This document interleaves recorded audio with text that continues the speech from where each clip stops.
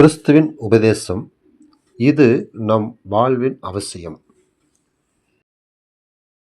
கிறிஸ்துவுக்குள் அன்பான சகோதர சகோதரிகளே மற்றும் இந்த செய்தியை கேட்கின்ற அன்பான நண்பர்களே, உங்கள் அனைவருக்கும் உலக இரட்சகர் ஆண்டவர் இயேசுவின் நாமத்தினாலே வாழ்த்துக்களை நாங்கள் தெரிவிக்கிறோம். பரிசுத்த வேதாகமத்திலிருந்து நாளொரு நற்செய்தியாக கிறிஸ்துவின் உபதேசம் என்ற தலைப்பின் கீழாக தொடர்ந்து நாம் சத்தியங்களை கற்று வருகின்றோம். அந்த வரிசையில் இன்று நாம் கற்றுக்கொள்ளக்கூடிய சத்தியம், உடனே செய்தார்கள் என்ற தலைப்பிலே சத்தியத்தை படிக்கிறோம். தாமதம் இல்லாமல் செய்வதுதான் உடனே அப்படிங்கிற வார்த்தைக்கான அர்த்தம். கொஞ்சம் ஒரு நிமிஷம், ஒரு நொடி பொழுது கூட தாமதமே இருக்காத ஒரு வார்த்தை. தாமதமாக செய்து கொண்டிருக்கிறவர்களுக்கு ஒரு எச்சரிக்கை. எந்த ஒரு விஷயத்தையும் தாமதம் இல்லாமல் செய்து கொண்டிருக்கிறவர்களுக்கு உற்சாகத்தை தரக்கூடியதாக இருக்கும். தேவனுக்காக உடனுக்குடனே எல்லாவற்றையும் செய்ய வேண்டிய காலகட்டத்தில் செய்யக்கூடிய மக்கள் ஆசீர்வாதங்களை பெறக்கூடியவங்களாக இருப்பாங்க. அப்போ உடனே செய்தார்கள் அப்படிங்கிற அந்த பாடத்தினுடைய பகுதியில் யார், என்ன, எப்பொழுது, யாருக்காக செய்தாங்க அப்படிங்கிறது முதல் கேள்வி. ஆபிரகாம் தேவனுக்கு உடனே கீழ்ப்படிந்து அவர் பிரியமானதை செய்தார். தேவன் ஆபிரகாமுக்கு என்ன சொன்னார்? ஆபிரகாம் தேவனுக்காக அப்படி என்ன செய்தார்? ஆதியாகமம் 12ஆம் அதிகாரம் 1-5 வரைக்கும் நம்ம படிப்போம். கர்த்தர் ஆபிரகாமை நோக்கி, நீ உன் தேசத்தையும் உன் இனத்தையும் உன் தகப்பனுடைய வீட்டையும் விட்டு புறப்பட்டு நான் உனக்கு காண்பிக்கும் தேசத்துக்கு போ. நான் உன்னை பெரிய ஜாதியாக்கி உன்னை ஆசீர்வதித்து உன் பெயரை பெருமைப்படுத்துவேன். நீ ஆசீர்வாதமாய் இருப்பாய். உன்னை ஆசீர்வதிக்கிறவர்களை ஆசீர்வதிப்பேன், உன்னை சபிக்கிறவர்களை சபிப்பேன். பூமியில் உள்ள வம்சங்கள் எல்லாம் உனக்குள் ஆசீர்வதிக்கப்படும் என்றார். கர்த்தர் ஆபிரகாமுக்கு சொன்னபடியே அவன் புறப்பட்டு போனான். லோத்தும் அவனோட கூட போனான். ஆபிராம் ஆரானை விட்டு புறப்பட்ட போது 75 வயதுள்ளவனாக இருந்தான். ஆபிராம் தன் மனைவியாகிய சாராளையும் தன் சகோதரனுடைய குமாரனாகிய லோத்தையும் தாங்கள் சம்பாதித்திருந்த தங்கள் சம்பத்து எல்லாற்றையும் ஆரானிலே சகோதரித்த ஜனங்களை கூட்டிக் கொண்டு அவர்கள் கானான் தேசத்துக்கு புறப்பட்டு போய் கானான் தேசத்தில் சேர்ந்தார்கள். தேவன் சொன்னபடி ஆபிரகாம் செய்தாரா? செய்தார். எப்பொழுது செய்தாரு? உடனே செய்தார். நமக்கு தேவன் சொல்றாரு, நம்ம செய்கிறோமா? செய்கிறோம். எப்பொழுது செய்கிறோம்? அதான் கேள்வி. அவர் தேவனுக்கு கீழ்ப்படிந்து உடனே செய்தாரு. நாம் தேவனுக்கு கீழ்ப்படுகிறோம், செய்கிறோம். உடனே செய்கிறோமா? தாமதமாக செய்கிறோமா? இல்லை அதை செய்யாமலே விட்டு விடுகிறோமா? ஆபிரகாமுக்கு தேவன் ஒரு அழைப்பு கொடுக்குறாரு. அழைத்து, நீ உன் தேசத்தையும் உன் இனத்தையும் உன் தகப்பனுடைய வீட்டையும் விட்டு பாருங்க, இதையெல்லாம் விட்டுட்டு நான் உனக்கு காண்பிக்கும் தேசத்துக்கு போனார். ஒன்றை விட்டுட்டு இன்னொரு இடத்துக்கு போன்னு சொன்னார். விட்டுட்டு போவதில் எத்தனை பேர் நாம் உடனே விட்டுட்டு போகிறோம்? மனசு இல்லை. எல்லாத்தையும் விட்டுட்டு போகிறதுக்கு மனசு இல்லை. கொஞ்சம் நம்ம எடுத்துகிட்டு போகலாம், நம்ம மறுபடியும் இங்கே வரணும். ஆனால் தேவனுடைய வார்த்தை எல்லாவற்றையும் விட்டுட்டு போனார். பாருங்க, தேவனானவர் ஒன்றை விட்டுட்டு போன்னு சொன்ன அந்த வார்த்தைக்கு கீழ்ப்படிவதிலும் கூட உடனே கீழ்ப்படிந்தார். அதே போல காண்பிக்கும் தேசத்துக்கு போன்னு சொன்னார். காண்பிக்கும் தேசமானது இன்னதென்று தான் போகும் இடம் என்னதென்று அறியாமல் அப்படின்னு எபிரேயரில் படித்தோம். நம்ம இருக்கிற இடம் நமக்கு தெரியும், போகிற இடம் எதுன்னு தெரியல. ஆனால் எப்படி நம்ம போகிறது? யோசிக்கிறோம். கொஞ்சம் தாமதம் பண்ணலாம். ஒரு ஆளை அனுப்பி அந்த இடம் எப்படி நம்ம இருக்க முடியுமா, தங்க முடியுமா, சூழ்நிலையெல்லாம் எப்படி சரியாக இருக்குதான்னு பார்த்து பிறகு போகலாம் அப்படிங்கிற கொஞ்சம் காலத்தை நம்ம தள்ளி போடுவோம். ஆனால் ஆபிரகாம் அதை செய்யல, உடனே புறப்பட்டு போனார். இதுக்கு என்ன காரணம்? தேவன் சொன்ன அந்த வார்த்தை மீது விசுவாசம். அப்படி என்ன வார்த்தை சொன்னார்? 2, நான் உன்னை பெரிய ஜாதி ஆக்குவேன், உன்னை ஆசீர்வதிப்பேன், உன் பெயரை பெருமைப்படுத்துவேன், நீ ஆசீர்வாதமாக இருப்பாய். நான் சொல்கிறத செய்யுங்க, உங்களுக்கு எல்லாம் கிடைக்குன்னா உடனே போயிடுவோம். நான் சொல்கிறத மட்டும் செய்யுங்க, வேறு எதை யோசிக்காதீங்க, உங்களுக்கு என்ன தேவையோ எல்லாத்தையும் நாங்கள் பார்த்துக்கிறோம் அப்படின்னா எந்த ஒரு தாமதமும், எவ்வளோ ஒரு தாமதமும் இருக்காது. உடனே நம்ம செய்வோம். ஏன்னா நமக்கு சொன்ன வார்த்தை எப்படி? தேவனானவர் ஆபிரகாமுக்கு இவ்வளோ பெரிய ஆசீர்வாதத்தை கொடுத்தார். சரி, 2வது 3ஆம் வசனம், உன்னை ஆசீர்வதிக்கிறவர்களை ஆசீர்வதிக்கிறேன், உன்னை சபிக்கிறவனை சபிப்பேன், பூமியில் உள்ள வம்சங்கள் எல்லாம் உனக்குள்ள ஆசீர்வதிக்கப்படும். பாருங்க, அவரும் ஆசீர்வதிக்க போகிறாரு, அவரை ஆசீர்வதிக்கிறவர்களும் ஆசீர்வதிக்கப்படுவாங்க. ஆச்சரியமாக இருக்குது இல்லையா? நம்ம ஒருத்தர் நல்லா இருங்க அப்படின்போம், நல்லாருன்னு சொல்லக்கூடிய நாம எப்படி நல்லா இருப்போம்? நீங்கள் அப்படி உன்னை ஆசீர்வதிக்கிறவர்களே ஆசீர்வதிப்பேன். அப்போ தேவனுடைய பிள்ளைகள் நம்ம ஆழமாக வசனத்தை பார்க்கணும். நம்ம ஒருத்தரை பார்த்த உடனே நல்லா இருக்கிறீங்களா, நல்லா இருப்பீங்க, கவலைப்படாதீங்க, போங்க அப்படிங்கிறோம். சரி, அப்படி சொல்லக்கூடிய அந்த வார்த்தை நமக்கும் அது வருகிறார். ஆபிரகாமுக்கு அது சொன்னார். அப்போ இந்த வார்த்தைகளை, இந்த வாக்கு தத்தங்களை ஆபிரகாம் விசுவாசித்தார். நமக்கு சொன்னவர் பெரியவர், நமக்கு சொன்ன ஆசீர்வாதம் பெரியது. அதனால் நம்ம என்ன செய்யலாம்? கீழ்ப்படிக்கலாம். எப்போ? உடனே. தான் போகும் இடம் என்னதென்று அறியாமல் உடனே புறப்பட்டு போனார். அப்போ தேவனுக்கு கீழ்ப்படுகிற விஷயத்தில், அவருடைய வாக்கு தத்துவங்களை நம்பி செயல்படக்கூடிய விஷயங்களில் நாம் எப்படி இருக்கோம்? சரி, அடுத்தது அப்போஸ்தலர்கள் வந்து சிலர் இயேசுவுக்கு கீழ்ப்படிந்தாங்க. 12 அப்போஸ்தலர்கள் அவர் தெரிந்தெடுத்தார். முதல்ல அப்போஸ்தலராக இருக்கும்படி அழைத்த அந்த அழைப்பை கேட்ட மக்கள் சிலர் வந்து உடனுக்குடனே கீழ்ப்படிந்தாங்க. சரி, அப்படி கீழ்ப்படிந்த அந்த அப்போஸ்தலர்களில் யார் யார்? அப்படி கீழ்ப்படிந்த அந்த மக்கள் உடனே அதை செய்திருக்கிறார்கள் என்றால், அப்போ அதுக்கு முன்னாடி அவங்க என்ன செய்துட்டு இருந்தாங்க? இயேசுவானுடைய வார்த்தை கேட்டு உடனே அவருக்கு பின் சென்ற மக்கள் எந்த நம்பிக்கையில் பின் சென்றாங்க? மத்திய எழுதின சுவிசேஷம் 4ஆம் அதிகாரம் வசனம் 17 22 வரை நாம் படிப்போம். அது முதல் இயேசு மனம் திரும்புங்கள், பரலோகராஜ்யம் சமீபத்திருக்கிறது என்று பிரசங்கிக்க தொடங்கினார். இயேசு கலிலேயா கடலோரமாய் நடந்து போகையில் மீன் பிடிக்கிறவர்களாய் இருந்த 2 சகோதரராகிய பேதுரு எனப்பட்ட சீமோனும் அவன் சகோதரன் அந்திரேயாவும் கடலில் வலை போட்டு கொண்டிருந்த போது அவர்களை கண்டு, என் பின்னே வாருங்கள், உங்களை மனுஷரை பிடிக்கிறவர்களாக்குவேன் என்றார். உடனே அவர்கள் வலைகளை விட்டு அவருக்கு பின் சென்றார்கள். அவர் அவ்விடம் விட்டு போகையில் வேறே 2 சகோதராகிய செபதேயுவின் மகன் யாக்கோபும் அவன் சகோதரன் யோவானும் தங்கள் தகப்பன் செபதேயுனுடனே படவிலிருந்து தங்கள் வலைகளை பழுது பார்த்து கொண்டிருந்த போது அவர்களை கண்டு அவர்களையும் அழைத்தார். உடனே அவர்கள் படவையும் தங்கள் தகப்பனையும் விட்டு அவருக்கு பின் சென்றார்கள். அப்போ இந்த சத்திய வசனங்கள் நமக்கு இயேசுவானவருடைய ஒரு அழைப்பை நாம் பார்த்தோம். அப்போ என்ன அழைப்பு? மனுஷரை பிடிக்கிறவர்களாக்குவேன். யாரை பார்த்து? மீன் பிடிக்கக்கூடிய மக்களை பார்த்து. அந்த அழைப்பை கேட்ட அந்த மக்கள் குறைந்தது 4 பேர் உடனே இயேசுவுக்கு கீழ்ப்படிந்தார்கள். உடனே கீழ்ப்படிந்தார்களா? வேலையை விட்டுட்டு உடனே வந்திருக்கார்கள். வருமானத்தை விட்டுட்டு உடனே இயேசுக்கு பின் சென்று வந்திருக்கார்கள். சொந்த பந்தங்களை, உடன்பிறப்புகளை, பெற்றோர்களை விட்டுட்டு உடனே இயேசுக்கு பின் சென்றிருக்கார்கள். நாம இயேசுக்கு கீழ்ப்படுகிற விஷயத்தில் இப்படி ஏதாவது நம்ம விட்டுட்டு வரக்கூடிய சூழ்நிலை வருதா? அப்படி வரும்பொழுது நாம் இந்த அப்போஸ்தலரை போல் நடந்திருக்கிறோமா? சரி, இந்த அப்போஸ்தலர் வந்து இயேசுவனுடைய அழைப்பை கேட்டு உடனே கீழ்ப்படிந்தாங்க. அப்படி கீழ்ப்படிந்த அந்த கீழ்ப்படிதலுக்கு என்ன காரணம்?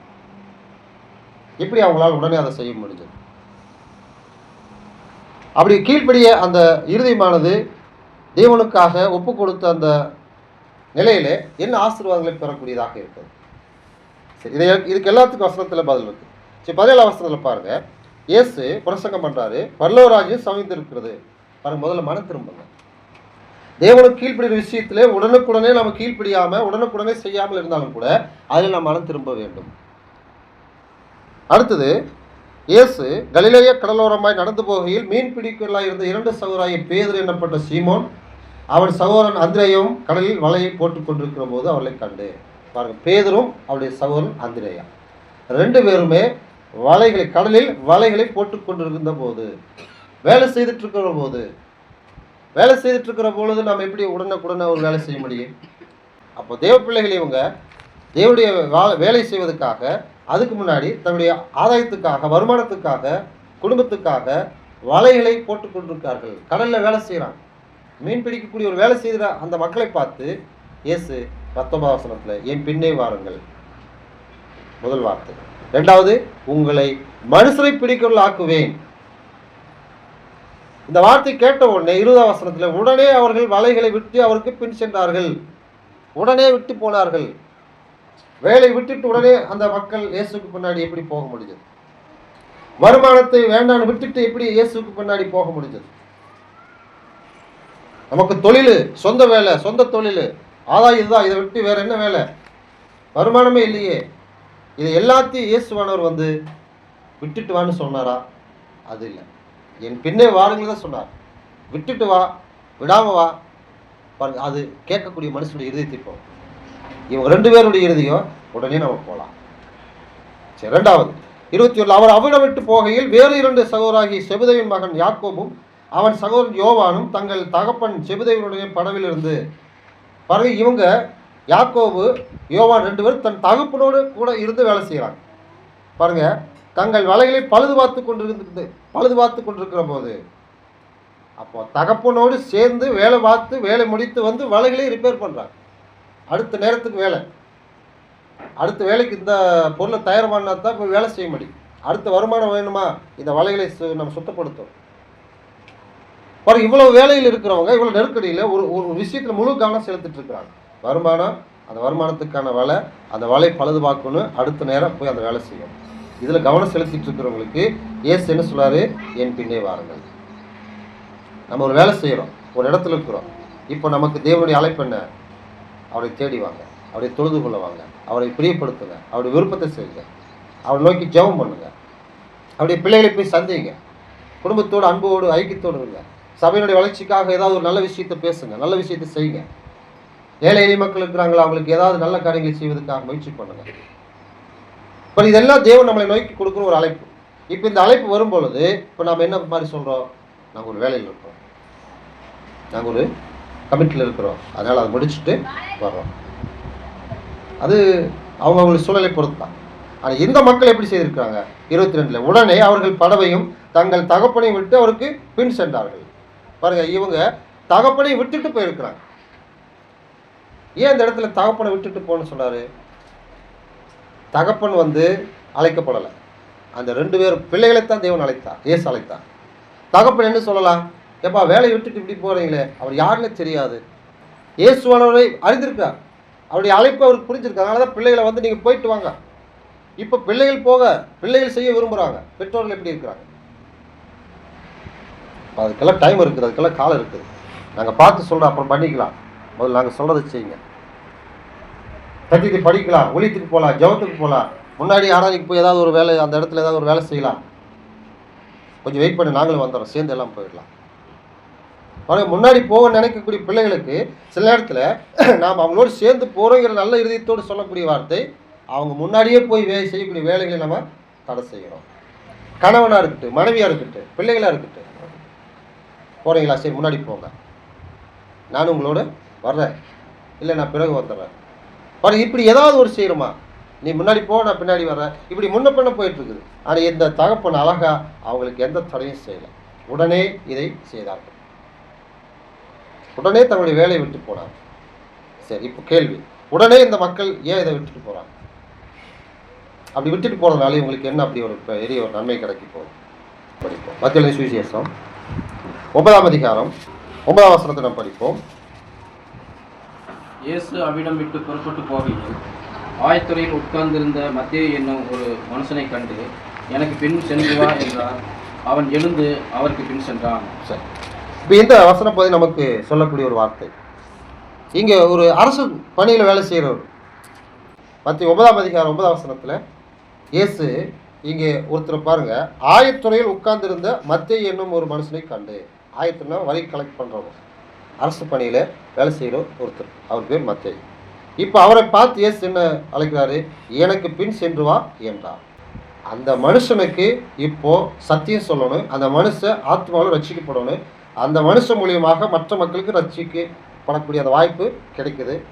தேவனுக்காக வேலை செய்வது பெரிய ஒரு உன்னதமான கனமான பணிங்கிறதை அவருக்கு ஒரு வாய்ப்பை தரார். இதை ஏற்றுக்கொள்ளாமல் அவர் கீழ்ப்படியாமல் உடனே செய்வது, தாமதமாக செய்வது, அது கேட்கக்கூடிய அந்த மத்தியை பொறுத்து. உடனே அந்த இடத்துல என்ன செஞ்சார்? அவன் எழுந்து அவருக்கு பின் சென்றார். சொந்த தொழில் செய்கிறவர்களும் தகப்பனோடு கூட இருந்து வேலை செய்கிறவர்களும் இப்போ அரசு பணியில் வேலை செய்கிறவருமே இயேசுனுடைய அழைப்பை கேட்டு என்ன செய்தாங்க? உடனே செய்தார்கள். அப்போ உங்களுக்கு ஒரு வேலை கிடைக்கு, அப்போ ஒரு ஃபோன் ஊழியத்துக்கு வாங்க, ஜெபத்துக்கு வாங்கன்னு சொல்லுவாங்க. அப்போ நீங்கள் அந்த வேலையை விட்டுட்டு போகிறீங்களேன்னு நாங்கள் பார்க்கணும். இப்படித்தான் கேள்வி பாருங்க, அது அவரவருடைய இறுதித்து பொறுத்து தான் நான் சொல்லிட்டேன். இதை நீங்கள் செய்யுங்க, நான் செய்யணும், யாரையும் நம்ம கட்டாயப்படுத்தலை. தேவனுக்காக உடனே இவங்கெல்லாம் செய்திருக்கிறாங்க. எப்படி இவங்களால செய்ய முடியுது? சொந்த தொழிலை விட்டுட்டு, பெற்றோர்களை விட்டுட்டு, அந்த தொழிலுக்கான பொருள்களை எல்லாம் விட்டுட்டு, அரசு பணியை விட்டுட்டு எப்படி இவங்க இயேசுக்கு பின்னாடி உடனே போக முடியுது? அதுதான் நம்முடைய கேள்வி. நம்மளால் யோசிக்கிறோம், போக முடியலையே, செய்ய முடியலையே, அப்படி செய்தால் என்ன ஆகும்? ஆனால் இவங்க செய்திருக்கிறாங்களே. சரி, இப்போ 3வது மத்தேயு 19ஆம் அதிகாரம் வசனம் 27 முதல் 30 வரை நாம் படிப்போம். அப்பொழுது பேதுரு அவரை நோக்கி, இதோ நாங்கள் எல்லாவற்றையும் விட்டு உம்மை பின்பற்றினோமே, எங்களுக்கு என்ன கிடைக்கும் என்றான். அதற்கு இயேசு, மறுஜென்ம காலத்திலே மனுஷகுமாரன் தம்முடைய மகிமையுள்ள சிங்காசனத்தின் மேல் வீற்றிருக்கும் போது என்னை பின்பற்றினவர்களும் நீங்களும் இஸ்ரவேலின் 12 கோத்திரங்களும் நாய்ந்திருக்கிறவர்களாகிய 12 சிங்காசனங்களின் மேல் வீற்றிருப்பீர்கள் என்று மெய்யாகவே உங்களுக்கு சொல்கிறேன். என் நாமத்து நிமித்தம் வீட்டையாவது, சகோதரனையாவது, சகோதரியாவது, தகப்பனையாவது, தாயாவது, மனைவியாவது, பிள்ளைகளையாவது, நிலங்களையாவது விட்டவன் எவனோ அவன் நூறத்தனையை அடைந்து நித்திய ஜீவனையும் சுதந்திரித்துக் கொள்வான். ஆகிலும் முந்தினோர் அநேகர் பிந்தினோராயும் பிந்தினோர் அநேகர் முந்தினோராயும் இருப்பார்கள் என்றார். இயேசு இந்த இடத்துல ஒரு வாலிபனுக்கு நித்திய ஜீவனை பெறுவதற்கு எதுவாக நான் என்ன செய்வேங்கிற கேள்விக்கு பதில் சொல்லிட்டு இருப்பார். அந்த வாலிபன் எல்லாவற்றையும் சரியாக செய்வதாக நினைத்து கொண்டிருக்கிற பொழுது அந்த வாலிபன் மறுபடியும் இடத்துல வேறு என்ன குறையும்னு கேட்டான். உனக்கு உண்டாவில் எல்லாம் விட்டு தரித்திரக்கூடன்னு இயேசு கடைசியாக சொன்னார். அதை கேட்ட உடனே அந்த மனுஷன் சரி இதான் இடத்துல குறை நினச்சி அதை செஞ்சுருக்கலாம். ஆனால் அவர் அதை செய்யாமல் துக்கத்தோடு திரும்பி போய்விட்டான். என்ன காரணம்? அவன் தன்னுடைய ஆஸ்தியை நேசித்தான். தன்னுடைய ஆஸ்தியை விட்டு ஒருத்தருக்கு கொடுக்க மனசு இல்லை. பொருளாசை, பண ஆசை, முழுவதும் தனக்கு சுயலாபம், சுயநலம். அப்போதான் ஏன் சொல்லுவார், ஐஸ்வர்யன் தேவன் ராஜ்யத்தில் பிரவேசிப்பது அரிதாக இருக்கின்றார். அப்படின்னா நாங்கள் எல்லாத்தையும் விட்டுட்டு வந்திருக்கிறோமே. பாருங்க, அந்த ஐஸ்வர்யம் உள்ள அந்த வாலிபன் அவைகளை விட்டு ஏழைகளுக்கு கொடுக்க மனசு இல்லை. பணக்காரர்கள் தேவனுடைய ராஜ்யத்தில் பிரவேசிப்பது அரிதிங்கிறாரு. இப்போ நான் பேதுரு கேட்குறாரு, நான் வேலை விட்டுட்டு வந்திருக்கிறேன், என்னுடைய தகப்பனை விட்டுட்டு வந்திருக்கிறேன், என்னுடைய வருமானத்தை விட்டுட்டு எல்லாத்தையும் விட்டுட்டு வந்தனே, எங்களுக்கு என்ன கிடைக்கும்? நம்முடைய கேள்வி அதானே. தேவனுக்காக உடனே செய்த மக்கள் எனக்கு 5 பேரை நாம் பார்த்தோம், 5-6 பேர். இப்போ நாம் தேவனுக்காக ஒன்றை செய்யணும் அப்படின்னா உடனே செய்யக்கூடிய ஒரு சூழ்நிலை வருது. உடனே நம்ம செய்யணுமா? செய்யணும். உடனே நம்ம ஒன்றை செய்யும் பொழுது ஒன்றை நம்ம விட்டுட்டு தான் வரணும். அப்படி விட்டுட்டு நம்ம வரும் பொழுது நமக்காக வேறு என்ன லாபம்? நமக்கு என்ன கிடைக்கும்? வேலை செய்திருந்தால் ஒரு வருமானம் வந்திருக்கு, ஒருத்தோட பேசியிருந்தால் ஒரு செய்தி தெரிஞ்சிருக்கு, ஒரு இடத்துக்கு நான் போயிருந்தேன், ஒரு சம்பவத்தை நான் பார்த்துருக்கேன். ஆனால் உடனே அதை விட்டுட்டு வந்ததுனால இப்போ அங்கே என்ன நடந்தது தெரியல. பாருங்க, நமக்கு கவலையாக இருக்குது. சரி, அது ஒரு பக்கம் ஒன்று. அதை விட்டுட்டு வந்துட்டேன், இப்போ எனக்கு என்ன கிடைக்க போகுது? பேதுரு தான் கேட்கிறார். பாருங்க, அப்பொழுது பேதுரு அவரை நோக்கி, இதோ நாங்கள் எல்லாவற்றையும் விட்டு உம்மை பின்பற்றினோமே. பின்பற்றி வந்தாங்களா? எல்லாவற்றையும் விட்டுட்டு வந்தாங்களா? மத்தியில் படிச்சுமா இல்லையா? பாருங்க, அப்படி வந்தவங்களுக்கு அடுத்த அந்த கேள்வி அவரே கேட்கிறார், எங்களுக்கு என்ன கிடைக்கும் என்றான். நம்முடைய கேள்வி தான். தேவனுக்காக இப்பொழுது ஆராதனை செய்ய இங்கே வந்திருக்கிறோம், ஒன்றை விட்டுட்டு வந்திருக்கிறோம். ஆராதனை செய்யறதுனால எனக்கு என்ன கிடைக்கும்? எங்களுக்கு என்ன கிடைக்கும்? இப்போ நமக்கு கேள்வி. இப்போ நம்ம ஒருத்தருக்கு ஒரு அழைப்பு கொடுக்குறோம், வாங்க இன்னைக்கு தேவ பிள்ளைகள் நாங்கள்லாம் கூடி ஆராதிக்கிறோம், நீங்களும் எங்களோட சேர்ந்து இவனை தொழுது கொள்ளுங்க, ஜெபம் பண்ணலாம் வாங்கன்னு கூப்பிடுறோம். புதிதான அந்த மக்கள் என்ன செய்வாங்க? அடுத்தது சரி அங்கே எங்களுக்கு என்ன கிடைக்கும்? நமக்கு அந்த கேள்வி. நம்ம ஒருத்தருக்கு அழைப்பு கொடுக்கும் பொழுது அவங்களுடைய கேள்வி, எங்களுக்கு அங்கே என்ன கிடைக்கும்? என்ன இப்படி கேட்குறீங்க? இந்த கேள்வி நம்ம இந்த மாதிரி ஒரு பதில் சொல்லக்கூடாது. ஜெபம் பண்ணலாம், தேவ பிள்ளைகளை சந்திக்கலாம், சத்தியத்தை கேட்கலாம், சமாதானம் கிடைக்கும், அன்பு இறக்கம், ஒரு நிம்மதி, பாருங்க ஒரு பக்தி. பாருங்க, இந்த மாதிரி ஒரு விஷயங்களை சொல்ல நம்ம தெரிஞ்சிருக்கிறோமா? புரிஞ்சிருந்தா உடனே நம்ம செய்வோம். பேதுரு அதை புரிஞ்சிருந்தார், அந்த அந்திரேயா புரிஞ்சிருந்தார், யோவான் புரிஞ்சிருந்தார், யாக்கோபு புரிஞ்சிருந்தார், ஆபிரகாம் புரிஞ்சிருந்தார், மத்தேயு புரிஞ்சிருந்தார். இப்போ இந்த வசனத்தில் இப்போ அந்த கேள்விக்கு இயேசு அதுக்கு இயேசு மறுஜென்ம காலத்திலே மனுஷகுமாரன் தம்முடைய மகிமையுள்ள சிங்காசனத்தின் மேல் வீற்றிருக்கும் போது, பாருங்க, மறுஜென்ம காலம், மறுஜென்மம் 7 ஜென்மம், அந்த ஜென்மம் இல்லை. மறுஜென்மைங்கிறது, இந்த ஜென்மைங்கிறது நியாயத்தீர்ப்பு நாளுக்கு பிற்பாடு வாழக்கூடிய ஒரு வாழ்க்கை பற்றி இயேசு இங்கே சொல்கிறார். இந்த பூமியிலே என்னுடைய அழைப்பை கேட்டு எல்லாவற்றையும் விட்டு வந்தீங்க, இப்போ அதுக்கான ஆசீர்வாதம் நியாயத்தீர்ப்பு நாளில் பாருங்க, என்னை பின்பற்றின நீங்களும் இஸ்ரவேலின் 12 கோத்திரங்களையும் நியாயத்திற்குள்ளாக 12 சிங்காசனங்களின் மேல் வீற்றிருப்பீர்கள் என்று மெய்யாக உங்களுக்கு சொல்லுகிறேன். மீன் பிடிச்சிட்டு இருந்தவங்களை ஒரு உயர்ந்த இடத்துல யார் கொண்டாந்து வைப்பாங்க? அந்த ஏரிக்குள்ளே போகிறதுக்கே தயக்கமாக இருக்குது. மீன் வாசம், குப்பத்து ஏரியான்னு சொல்லுவாங்க, மெயின் ஏரியான்னு சொல்லுவாங்க. பாருங்க, அந்த மாதிரி ஒரு பக்கம் போகக்கூடிய ஒரு மனுஷனே இல்லை. ஆனால் இப்போ அந்த இடத்துலேருந்து 12 சிங்காசனத்தில் 12 பேர் உட்கார வச்சு 12 இஸ்ரவேல் ஜனங்கள் கோத்திரங்களை நியாயத்தீர்ப்பு செய்யக்கூடிய அதிகாரத்தை தேவன் கொடுக்கிறார். இதெல்லாம் தருவேன், இதெல்லாம் உங்களுக்கு கிடைக்கு, அதில் அழைப்பு கேட்டு வாங்கன்னு ஏசு அந்த மக்களை பார்த்து கூப்பிட்டாரா? என் பின்னே வாருங்கன்னு தான் சொன்னார். அந்த வார்த்தைக்கு பின்னாடி இவ்வளோ ஆசீர்வாதங்கள் இருக்குது பாருங்க. நமக்கு இந்த சத்தியமெல்லாம் படிக்கும் பொழுது இதை புரியும், இது உணர்ந்து கொள்ளும். அப்போ தேவனுக்காக உடனே நம்ம செய்யும் பொழுது என்ன கிடைக்கு அப்படிங்கிற கேள்விக்கு நமக்கு உடனே பதில் தெரியலனா, இதுக்கு முன்னாடி தேவனுக்கு கீழ்ப்படிந்து உடனே செயல்பட்ட அந்த மக்களுக்கு தேவன் என்ன ஆசீர்வாதங்களை கொடுத்துருக்காரு, என்ன ஆசீர்வாதங்களை தருவேன்னு வாக்கு கொடுத்துருக்காரு. அதை நம்ம படித்தாதான் நாம் தேவனுக்கு உடனே கீழ்ப்படிய ஆயத்தமாகும். இவங்களுக்கு இதெல்லாம் கொடுப்பேன்னு சொல்லி அழைக்கல, இப்போதான் சொல்கிறார். அடுத்தது 29, என் நாமத்து நிமித்தம் வீட்டையாவது. ஆபிரகாமை தேவன் என்ன சொன்னார்? வீட்டை விட்டு, தகப்பனுடைய வீட்டையும், உன்னுடைய தேசத்தையும், உன்னுடைய இனத்தையும் எல்லாத்தையும் விட்டுட்டு போனார். இப்போ சொல்கிறார், வீட்டை விட்டுட்டு வந்திருக்கியா, சகோதரனை விட்டுட்டு வந்திருக்கியா, சகோதரியா, தகப்பனையா?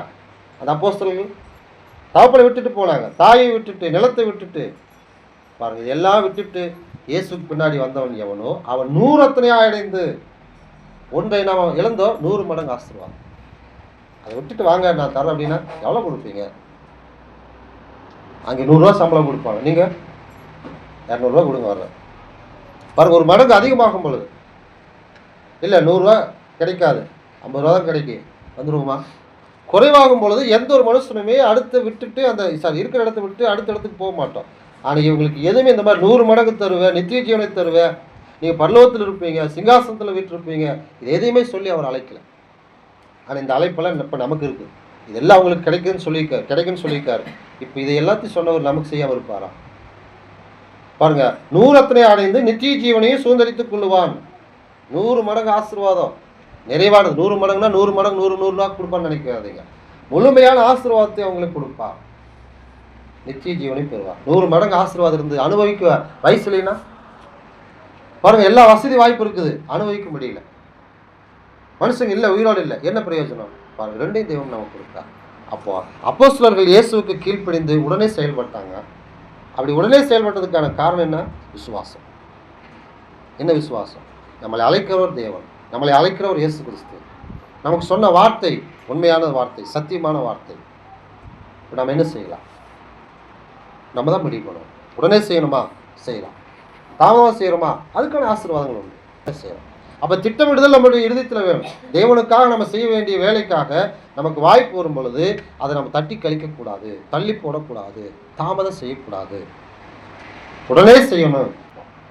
யாக்கோபு 4ஆம் அதிகாரம் 13 15 வரை நாம் படித்து முடிப்போம்.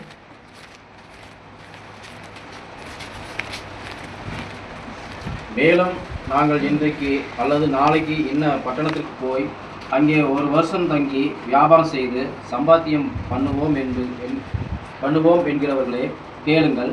நாளைக்கு நடப்பது உங்களுக்கு தெரியாதே. உங்கள் ஜீவன் எப்படிப்பட்டது? கொஞ்சம் காலம் தோன்றி பின்பு தோன்றாமல் போகிற புகையை போல் இருக்கிறதே. ஆதலால் ஆண்டவருக்கு சித்தமானால் நாங்களும் உயிரோடு இருந்தால் இன்னதை செய்வோம் என்று சொல்ல வேண்டும். அப்போ நம்ம எப்படி சொல்லலாம்? தேவனுடைய பிள்ளைகள் இதுக்கு முன்னாடி அவருக்காக செய்ய வேண்டிய வேலையை உடனே செய்த மக்களை இன்றைக்கு நாங்கள் படித்தோம். அந்த இருதயத்தை போல நம்முடைய இருதயம் வளரணும். நாம் அதுபோல் செய்ய முயற்சி பண்ணணும், தேவனிடத்தில் அதுக்காக ஜெபிக்கணும். இந்த முடிவுக்கு வந்துட்டு கர்த்தருக்கு சித்தமானால் நாளை தினத்தை என்று சொல்லாமல், பிறகு சொல்லாமல், செய்ய வேண்டிய காலத்தில் செய்ய வேண்டிய வேலையை நம்ம செய்வோம். அவர் நமக்கு வாய்ப்பு கொடுத்தா, நாம் உயிரோடு இருந்தால் இன்னைக்கு செய்ய வேண்டிய வேலை செஞ்சிடலாம். ஏன்னா நம்முடைய வாழ்க்கை புகை போல் இருக்குது. நம்முடைய ஜீவன் கொஞ்ச காலம் தோன்றி பின்பு தோன்றாமல் போகிற புகை போல் இருக்குது. கண்ணு முன்னாடி புகை வரும், காணாமல் போயிடும். கண்ணு முன்னாடியே நம்ம மக்களை பார்க்குறோம், பிறகு காணாமல் போயிடுவோம்.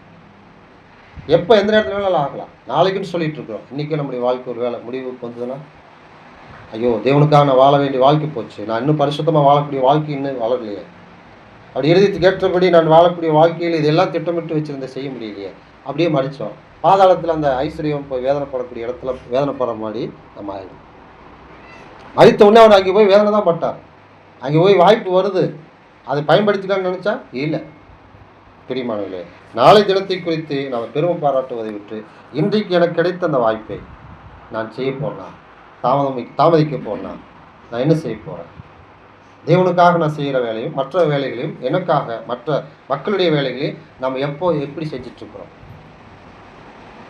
அது சுத்தமாக தேவனுக்காக செய்யக்கூடிய வேலைகளை உடனே செய்வதற்காக நாம் அதிகமாக ஊக்கமாக தேவனத்தில் ஜெபித்து பிரயாசப்படுவோம். அதுக்கான வாய்ப்பு, ஞானத்தையும் அறிவு நமக்கு கொடுத்து இந்த வசனம் சொன்னபடி கர்த்தருக்கு சித்தமானால் நாம் உயிரோடு இருந்தால் இதை இன்னைக்கு செய்வோம், இப்போ செய்வோம். நாளைக்கு கர்த்தர் சித்தமானால் அது அவருக்கு வாய்ப்பு இருந்தால் செய்வோம். இந்த நிலையில் நாம் வளர்ந்த பிறகு தேவன் நமக்கு உதவி செய்வாராக. உங்களை கவனத்தை நடி சொல்லி இந்த செய்தியோடு முடித்துக் கொள்கிறேன்.